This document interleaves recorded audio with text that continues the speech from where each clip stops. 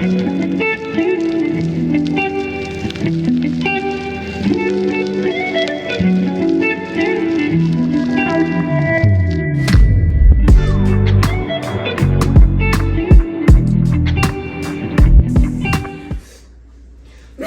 professional face. All right, are we ready, y'all? Yes, ready. We're in agreement. Welcome to a special episode of Awakened Truths. YouTubeski with a dooski. Yes. What is up, y'all? We are back again, and we have two very special guests today. We have Summer and Miss Angie. What's up? Welcome. So we're going to get to know them a little bit, get to know what vibes they are on today. And I guess what we'll start with is kind of the background. So it's going to be, we'll just ask, boop, boop. That's okay? fine. That's fine. We have very different stories until recently, so yes. Okay, cool. So how far back does the Jehovah's Witnesses go with you guys? For me, it's 4 generations back 4. on both sides. Oh, So wasn't deep. no worldly relative available. Yeah. So both sides, 4 generations back for me. dang. Okay, that's deep. Yeah. I didn't know that. For me, when you know how Jehovah's Witnesses always talk about what maybe found the truth or whatever, my mother would always say, she gave birth to her first daughter, and she looked out over the window and saw the witnesses going to the convention and said, "I want a better life for my daughter." 3 months later, guess who knocked on her door? And guess what? She did. And so I should say I was born in because Yeah. that's all I knew it. But after 3 months, this was it. So yeah. Okay, so it was your mom and you. Yeah, my mom and me, my dad came in when I was 3. Wow. Yeah. Okay. All right. So what's your story like as a Jehovah's Witness? Like, when did you get baptized? What was your thoughts? You're gonna have to dig deep, okay? Yeah, right. So from my experience, both of my parents, my father was an elder, presiding overseer elder, not just an elder. He was the presiding overseer elder, Right. and my mother was the elder's wife and a regular pioneer.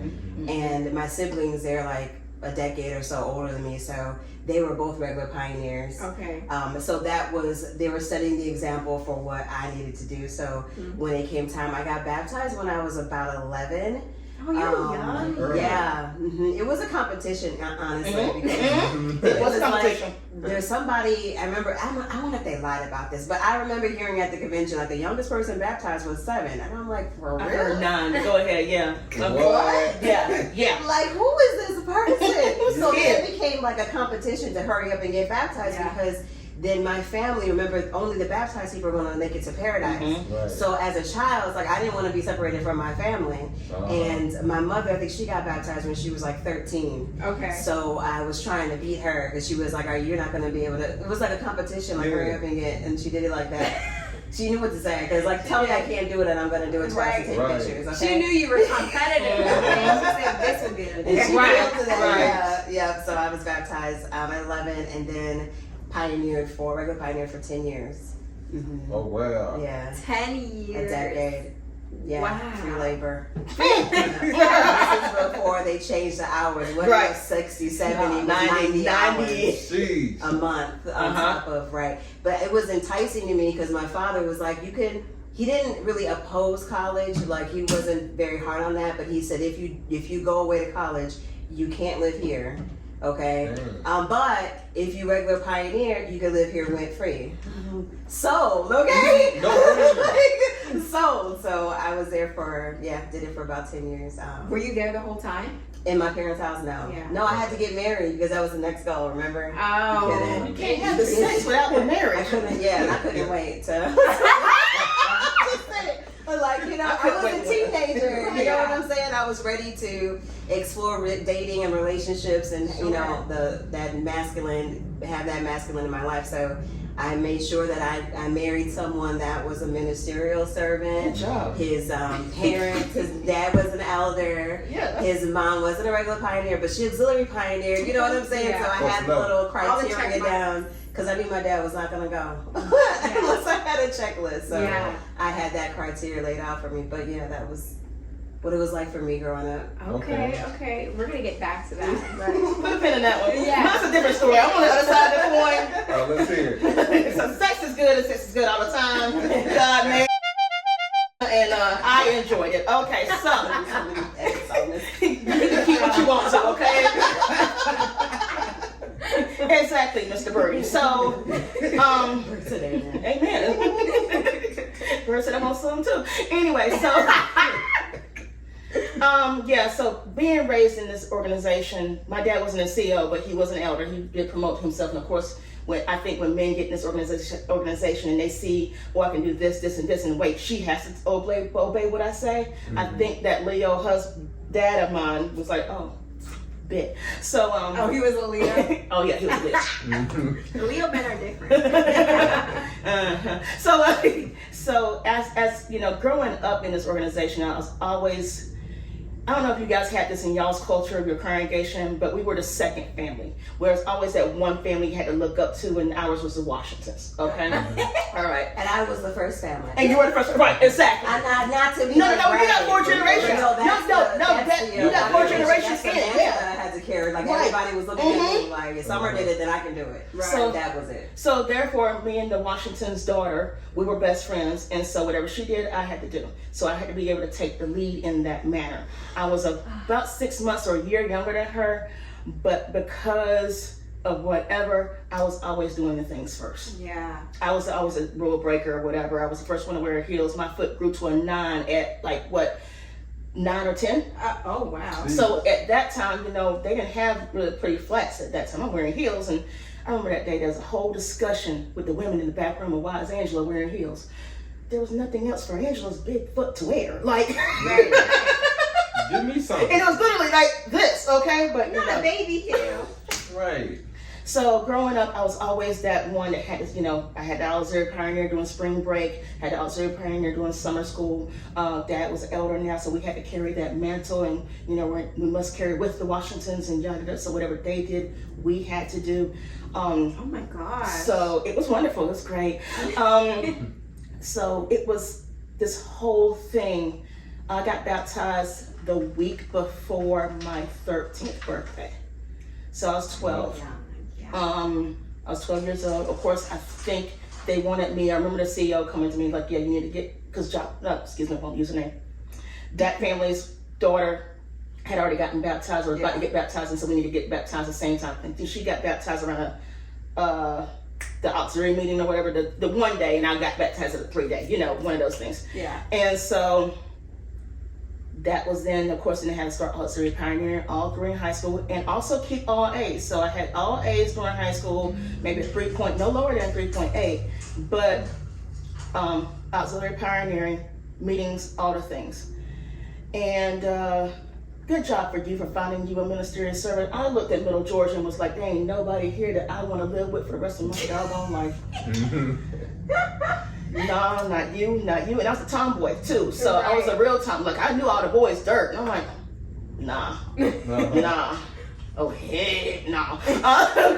So, I tried to wait, but then, I met this one Marine, and I was working on the base, and I met this one Marine, and I didn't know, we're not taught how the men do us, okay? Mm-hmm. So he waited. He did a great job of waiting on me. He just took me out and treated me nice and what have you, and eventually, I've always had Thursdays off, and so eventually he started coming over to my house and just holding me in the middle of the daytime. Literally, my parents would walk out the house and he would knock on the door and I just let him in. And so sure enough, he touched something the right way, and virginity was out the door. I didn't care. I tried. This is literally like the month before Pioneer School, because I got Pioneer School and then I got this fellowship. Like literally, I was a good example for everybody. Uh-huh. And then literally the next month, I'm like, so they found. Man. Yeah, we'll go into that details later. But that's how my thing happened. Is that my friend at the time told on me. She suspected I was having sex. Oh my God. And she told on me, and by this time I didn't know. I was just tired. Yeah. Mm-hmm. I didn't know I didn't care anymore. I didn't know that, this is just too much. 90 hours a month, plus a part-time job, plus I'm still living at home, plus you won't pay for, that's a whole nother story. Like, that's just a lot. It's a lot. And I was burnt out. And so by that time, I didn't realize at that time that my brain was just like, let's just have sex, and if we get found out, we get found out. Because you wanted a break at that point. Yeah, like, but without saying it. Yeah. Right. Without knowing I needed a break, my mental space was just like, no, we're done. There's no, the movement keeps getting higher. There's no making anybody happy here. Right. Right. So let me just go make myself happy with the penis and vagina. Amen. And that's what I did. No, that's Oh, true man. though. When it comes to like the pioneering, Mhm. regular pioneering, 90 hours a month. Like when you break that down, that's like 20 some hours a week, Mhm. It's right? a part-time job That's with no pay. Right, you put Literally okay. a part-time job, a little more than a part-time job. Yeah. But okay. Because So you have to time it so that you're not out. Well, I live in Wisconsin, so it's like 50 degrees below zero. So you have to Yeah. time it so that in the winter months that you're not out there freezing your behind off, and also the summer months that you're not out there about to pass out. Yep. So you do more than 90. You do like 100 hours like for like a few months in a row, and then you go down so that you during have the like winter or whatever. yeah. That makes That's sense. how you have to. Yeah. Yeah, it's math. Because then it's in September. The pioneer year starts in September, right? September, Yeah. yeah. Mhm. September to September. Okay. Mhm. See, how did you guys balance that? Like, for 10 years, did you have a job? I did. Like, part-time, Yeah. full-time? I had both. Check. Like, Jeez. how? Yeah, How? right. It's a lot of indoctrination, and you just don't think. You don't. I never had time to think, like You ever. don't. So my schedule was, like even before I left and graduated high school, it was Monday school, Mhm. homework, study for Tuesday meeting. Tuesday was school, homework, go to the meeting. Wednesday was school, homework, study for Thursday meeting. Thursday was, what I'm saying, go to the meeting and go to school, go to the meeting. And then Friday, maybe, I had some chance. No, I had to prepare my presentation for Saturday Yep. for field service. You know what I'm saying? And then on Saturday, you study for the Watchtower meeting on Sunday. So I didn't have like any time. And then thankfully, I worked for Jehovah's Witnesses, my part-time job. So they were very flexible with my pioneer schedule. But then when I had to actually get into the real world, it was a different a story. different story. Yeah. They're not as flexible. Mm-mm. They don't care about you being tired. Wait, what was your family study? I'm sorry, you mentioned a meeting, but not Sunday morning, you know how they have family worship? Uh-huh. Yeah, I think my dad started that because he was on like a part, and he was like, me and my family, we get up in the morning and we study the Watchtower before the meeting. And people go, Yeah. that's a great idea. Yeah, that's what you should be like the duck. Yeah. Are you? Yeah, I told you we were an example. Sorry for that. I had to ask why y'all got study family together. worship now. You welcome.